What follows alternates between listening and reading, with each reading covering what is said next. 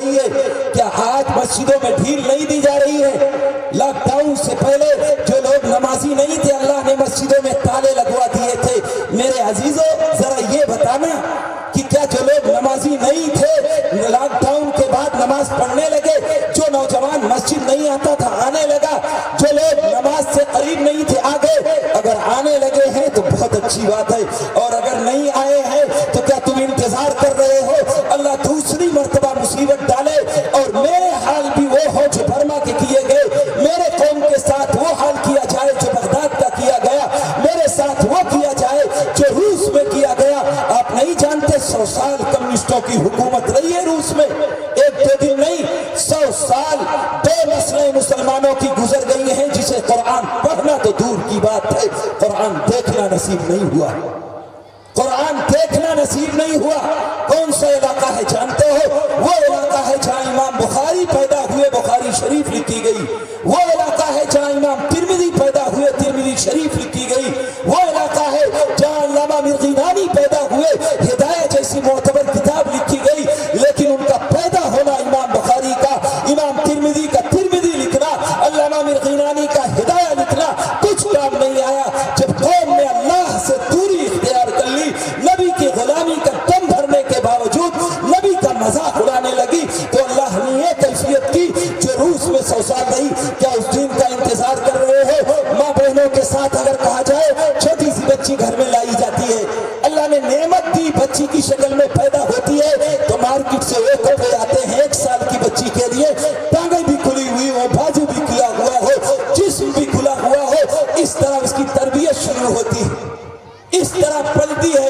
2 سال کی ہو گئی، 4 سال کی ہو گئی، 8 سال کی ہو گئی، 10 سال کی ہو گئی، مارکیٹ سے وہی کپڑا لایا جاتا ہے جس سے ٹانگیں بھی کھلی ہوئی ہیں، بازو بھی کھلا ہوا ہے، کندھے پر باریک سی لکیر کپڑے کی ہوتی ہے جس میں پھندا لگا دیا جاتا ہے۔ آپ گویا اس معصوم سی بچی کو جو 2 سال کی، 8 سال کی، 10 سال تک، 12 سال تک آپ اس کی تربیت کرتی ہیں، گویا اسے ننگی بنانے کی ٹریننگ دیتی ہیں۔ یہ ہمارے یہاں بچیوں کا حال ہے کہ اسے ننگا بنایا جاتا ہے۔ 14 سال تک تم نے اسے ننگا بنایا، اس کی ٹانگیں کھلی رکھی، اس کے بازو کھلے رکھے، اسے دین سے نہیں جوڑا، اسے شریعت سے نہیں جوڑا، اسے نماز نہیں سکھائی۔ 14 سال کے بعد جب وہ بالغ ہو گئی تو اب وہ رابعہ بصریہ بن جائے گی، وہ حضرت فاطمہ بن جائے گی، حضرت عائشہ بن جائے گی، اور ام کلثوم بن جائے گی۔ ام کلثوم والی سیرت تم نے کہاں اپنائی؟ تم نے تو مصیبت یہ کی ہے کہ تم نے اسے ننگے پن کا سبق دیا ہے۔ اب اگر کوئی کام کر لے، غلط قدم اٹھا لے، کسی اور کے ساتھ لفظ سخت ہو جائے گا، بھاگ جائے، تو اب یہ کہتا ہے میری بچی نے غلط قدم اٹھا لیا۔ نہیں، بچی کی کوئی غلطی نہیں ہے، 100% مجرم ماں اور باپ ہے اور کوئی نہیں۔ آپ کیا سمجھتے ہیں ہم آپ دوسروں کا شکوہ کرتے ہیں؟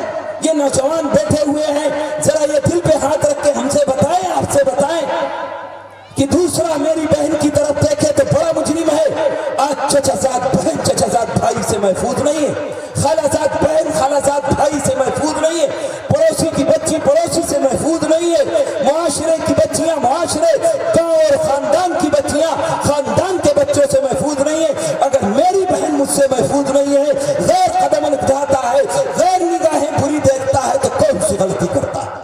تم بھی تو اپنے سماج کو سدھارو، ان نسلوں کو جس پر قوم کی ریڑھ کی ہڈی کی حیثیت ہوتی ہے، جو قوم سدھر جائے، جس کا نوجوان سدھر جائے، فیوچر اور مستقبل اس کے قبضے میں ہوتا ہے۔ اور میرا نوجوان شرابی ہے، جوئے باز ہے، اور پتہ نہیں کیا کیا خرافاتیں کرتا ہے، اس کا آئیڈیل، اس کا رول ماڈل اور اس کے لیے نمونہ اور اسوہ یا تو کوئی لفنگا ہے، کوئی لٹیرا ہے، کوئی کرکٹر ہے، کوئی ایکٹر ہے۔ اس نے پھٹی پینٹ پہن لی تو میرا ہر نوجوان پھٹی پینٹ پہن رہا، اس نے بندر چھاپ خنزیر چھاپ بال کٹا لیے تو میرا ہر نوجوان کا آئیڈیل بندر بننے کی فکر لگی ہوئی ہے، خنزیر بننے کی کوشش کر رہا ہے۔